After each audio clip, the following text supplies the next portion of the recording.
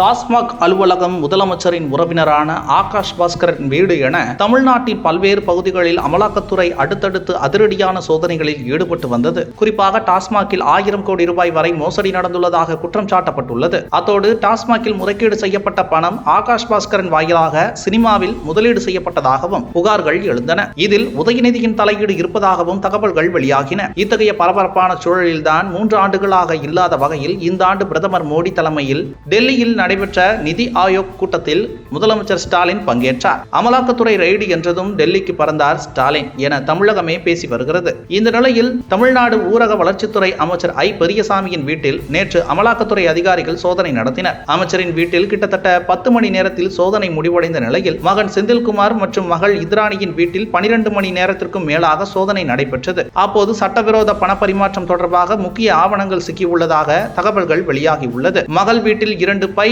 ஒரு சூட்கேஸ் மூலம் ஆவணங்களை கைப்பற்றி சென்றிருக்கின்றனர் அமலாக்கத்துறையினர். அமைச்சரை விட அவரது மகள் மற்றும் மருமகளை சுற்றியே சோதனையின் மையப்புள்ளி இருந்தது என்கின்றனர். அமைச்சரின் மகள் இந்திராணியின் வீட்டில்தான் அதிக அளவில் ஆவணங்கள் கைப்பற்றப்பட்டு இருக்கிறது. மேலும் சென்னை கிரீன்வேஸ் சாலையில் உள்ள அமைச்சர் பெரியசாமியின் அரசு பங்களாவிலும் நேற்று சோதனை நடத்தப்பட்டது. ஜெராக்ஸ் இயந்திரத்தை எடுத்து வந்த அதிகாரிகள் சில முக்கிய ஆவணங்களை நகல் எடுத்து சென்றனர். ஏற்கனவே முன்னாள் அமைச்சர் செந்தில் பாலாஜி, பொன்முடி மற்றும் அமைச்சர் KN நேரு, துரைமுருகன் ஆகியோரது வீடுகளிலும் அமலாக்கத்துறை சோதனை நடைபெற்று இருக்கக்கூடிய நிலையில் தற்போது ஐ. பெரியசாமி மற்றும் அவருடைய தொடர்புடைய இடங்களில் நடைபெறும் இந்த சோதனையானது தமிழக அரசியல் வட்டாரத்தில் பரபரப்பை ஏற்படுத்தி உள்ளது. மேலும் 2006-2011 திமுக ஆட்சியில் வீட்டு வசதித்துறை அமைச்சராக ஐ. பெரியசாமி இருந்தபோது முன்னாள் காவல் அதிகாரி ஜாபர் சேட் மனைவிக்கு வீட்டு வசதித்துறை சார்பில் முறைகேடாக இடம் ஒதுக்கியதாக புகார் எழுந்தது. இந்த காலகட்டத்தில் தான் 2G ஊழல் மிகப்பெரிய பூதாகரமாக வெடித்தது. திமுக தலைவர் கருணாநிதியின் நம்பிக்கை நட்சத்திரமாக விளங்கிய ஜாபர் சேட் கனிமொழியிடம் பேசிய ஆடியோ வெளியாகி அரசியல் அரங்கில் பெரும் பதட்டத்தை உருவாக்கியது.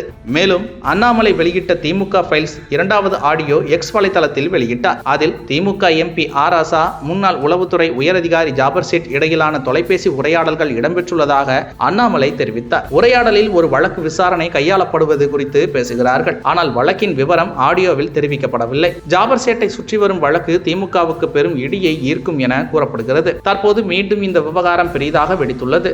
இந்த நிலையில் அன்று உதயநிதிக்காக டெல்லி விரைந்த முதல்வர் தங்கைக்காக டெல்லி விரைவார் எனவும் கூறப்படுகிறது. ஆனால் டெல்லி அப்பாயின்மெண்ட் தரவில்லை என தகவல்கள் தெரிவிக்கின்றன.